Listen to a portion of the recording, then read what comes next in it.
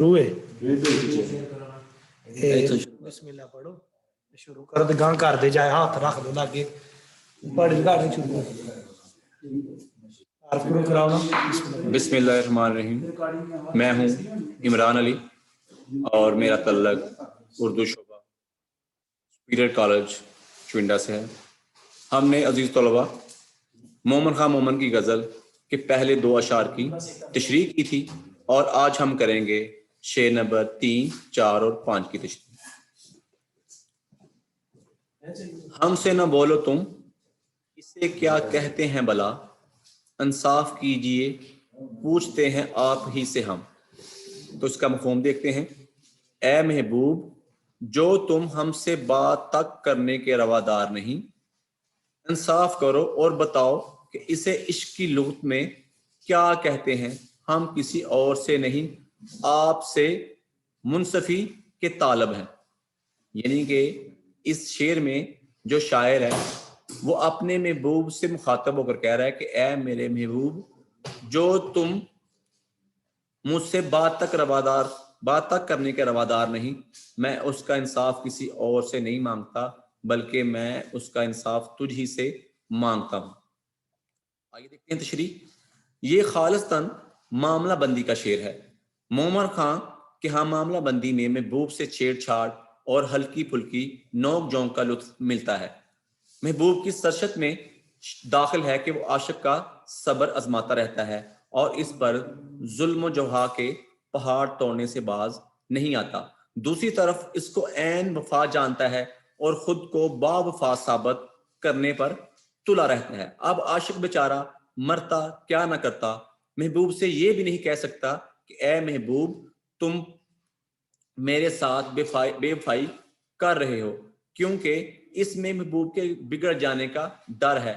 اور یہ نازک مزاج محبوب کا عام وتیرہ ہے کہ وہ کسی بھی بات پر بگڑ سکتا ہے، یہاں تک کہ اپنی تاریخ پر بھی وہ ناراض ہو سکتا ہے. تو اسی لیے جو شاعر مومن خان مومن ہے وہ اپنے محبوب کو ناراض کرنے کے خواہش مند نہیں ہے، لہٰذا وہ اپنے محبوب سے مخاطب ہو کر کہتے ہیں کہ اے میرے محبوب جو تم مجھ سے بات نہیں کرتے، میں اس کا فیصلہ کسی اور سے نہیں مانگتا، لہٰذا اس کا جو انصاف ہے میں تجھ سے کیا کرتا ہوں، مانگتا ہوں.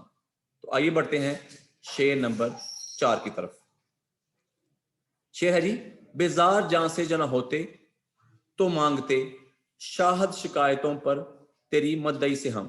یعنی کہ مشکل الفاظ دیکھیے اس میں. جان سے بیزار ہونا یعنی کہ زندگی سے تنگ آ جانا، اور شاہد سے مراد ہے گواہ اور مدعی سے مراد ہے دعویٰ کرنے والا. یعنی کہ اردو شاعری میں جو ہے نا مدعی اس سے مراد ہے رقیب. تو آئیے اس کا مفہوم دیکھتے ہیں.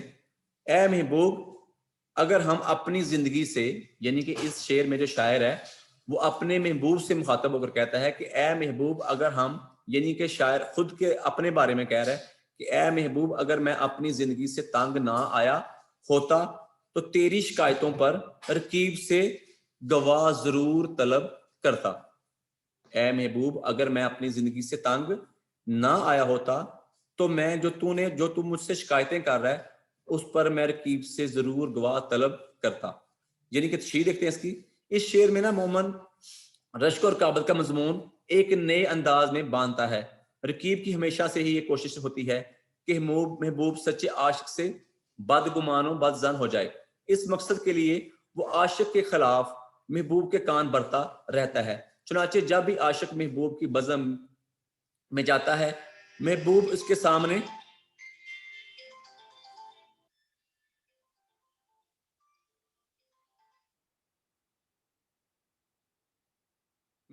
کے سامنے رقیب کی طرف سے کی گئی شکایت کا دفتر کھول دیتا ہے اور عاشق بیچارہ اپنا دفاع کرتے ہوئے اپنے اوپر لگے الزامات کی صفائی پیش کرتا ہے.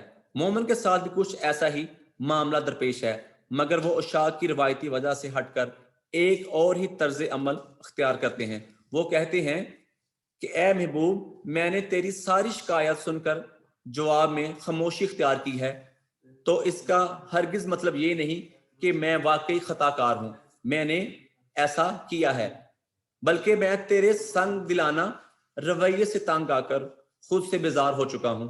اب مجھ میں زندہ رہنے کی خواہش باقی نہیں، ورنہ میں ضرور کیب کے الزامات کا جواب دیتا اور اپنی شکایت کے ثبوت کے طور پر کوئی گواہ ضرور طلب کرتا۔ لہذا اس شعر میں جو شاعر ہے وہ اپنے محبوب سے مخاطب اور کہہ رہا ہے کہ اے محبوب، اگر میں اپنی جان سے تنگ نہ آیا ہوتا، بیزار نہ ہو چکا ہوتا، تو رقیب کی طرف سے جو الزامات لگائے ہوئے ہیں میں اس کا ضرور گواہ طلب کرتا۔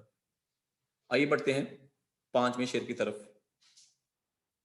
بے روئے مثل ابر نہ نکلا غبار دل، کہتے تھے ان کو برکے تبسم ہنسی سے ہم۔ مشکل الفاظ دیکھیے، بے روئے، روئے بغیر، مثل ابر بادل کی طرح، غبار دل دل کی بڑاس، برکے تبسم مسکراہٹ کی بجلی۔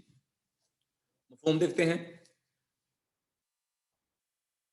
اے محبوب، جس طرح روئے بغیر بادل کی بڑاس نہیں نکلتی، اسی طرح میرے دل کی جو بڑاس ہے وہ بھی کم نہیں ہوتی۔ تو دیکھتے ہیں تشریح۔ زیر نظر شعر میں شاعر نے اسی مضمون کو ایک انوکھے ڈب سے باندھا ہے۔ شاعر محبوب کی مسکراہٹ کو مذاق کر بجلی کہا کرتا تھا اور محبوب کو چھیڑا کرتا تھا، لیکن یہ دل لگی اسے بڑی مہنگی پڑی اور دل کی لگن بن گئی۔ ہوا یوں کہ ایک دن محبوب مسکرایا تو نہ صرف یہ کہ اس کے حسن کی بجلی لہرائی، بلکہ بڑی شد و مت سے چمکی اور سیدھی عاشق کے دل پر گری، جس سے اس کا دل جل کر کوئلہ ہو گیا۔ اور اسی پر بس نہیں ہوا، بلکہ جس طرح آسمانی بجلی کے گرجنے چمکنے کے بعد بارش برسنے لگتی ہے، اسی طرح محبوب کے حسن کی بجلی چمکی اور ادھر عاشق کے ہاں آنکھیں بارش برسانے لگی اور انہوں نے جل تھل کر دیا۔ شاعر نے یہاں خود کو بادل سے تشبیہ دی ہے۔ جس طرح بادل کے دل کا غبار بارش برسائے بغیر نہیں نکلتا، اسی طرح عاشق بھی محبوب کی مسکراہٹ کی بجلی چمکنے کے بعد روئے بغیر نہیں رہ سکتا اور داڑیں مار مار کر رونے لگتا ہے۔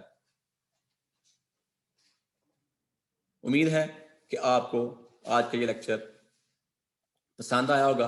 انشاءاللہ کل کسی نئے لیکچر کے ساتھ آپ کی خدمت میں حاضر ہوں گے۔ اللہ حافظ۔